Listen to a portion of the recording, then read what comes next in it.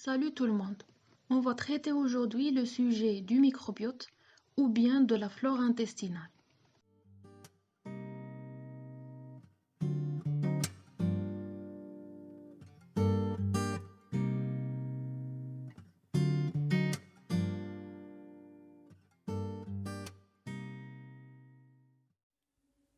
Notre tube digestif qui est constitué de la cavité buccale, du pharynx, de l'œsophage, de l'estomac, de l'intestin grêle et du gros intestin comporte 2 kg de micro-organismes, donc des bactéries, des virus, des parasites et aussi des champignons. Mais chaque individu a son propre microbiote sur le plan qualitatif et quantitatif, même la façon de réagir avec un événement perturbateur, ça diffère. Donc c'est comme une empreinte unique ou une sorte de carte d'identité. Le microbiote d'une personne se constitue petit à petit dès sa naissance à cause de son contact avec la flore vaginale si c'est un accouchement par voie basse, ou bien de son contact avec les micro-organismes de l'environnement. À jeune âge, d'autres facteurs entrent en compte, tels que le genre d'alimentation, la génétique, l'hygiène et les traitements médicaux, jusqu'à la stabilisation de leur qualité et quantité avec l'âge. Et là, un autre facteur va influencer, qui est les hormones sexuelles, telles que le testostérone et l'œstrogène, surtout dans la période de la puberté. On peut les trouver au niveau de la peau, de la bouche, des organes génitaux, mais ce qui nous importe, c'est le microbiote intestinal. Imaginez-vous qu'ils sont 2 à 10 fois plus que le nombre de cellules qui constituent notre corps. Il y a une symbiose entre notre organisme et cette flore en particulier dans les fonctions digestives et métaboliques, immunitaires et neurologiques.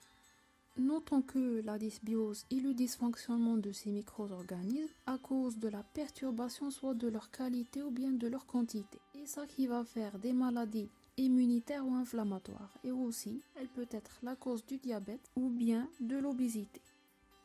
Par exemple, si on prend une alimentation pleine de graisse, la proportion de certaines bactéries à gram négatif augmente.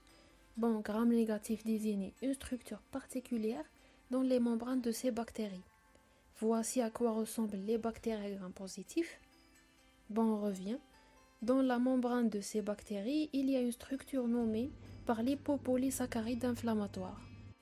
Et son passage dans le sang et par la suite au foie, aux tissus adipeux et aux muscles, va faire une inflammation, ce qui génère une insulinorésistance.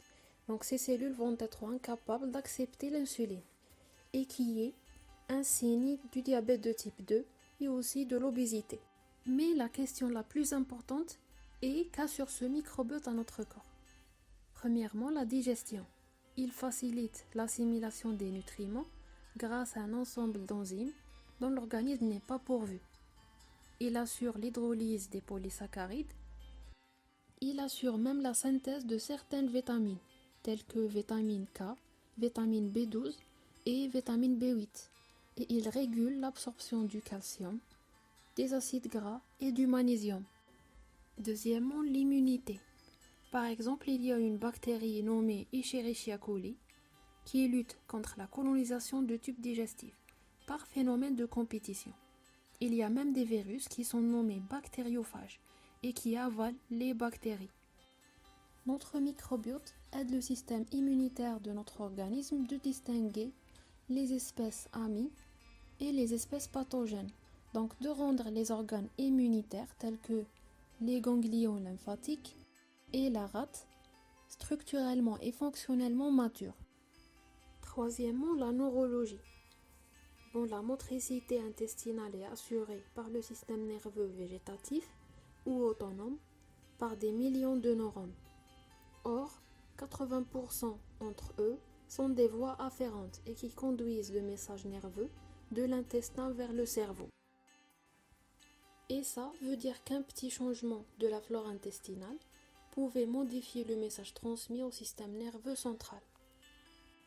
Des études ont montré qu'il y a une relation entre le genre du microbiote et les troubles qui peuvent les atteindre et les maladies neuropsychiatriques, telles que l'autisme, la schizophrénie, l'anxiété, la dépression, l'Alzheimer et aussi le Parkinson. Mais sans oublier bien sûr les facteurs génétiques, environnementaux et psychiques. Bon, on est arrivé à la fin de la vidéo et je vous dis à bientôt.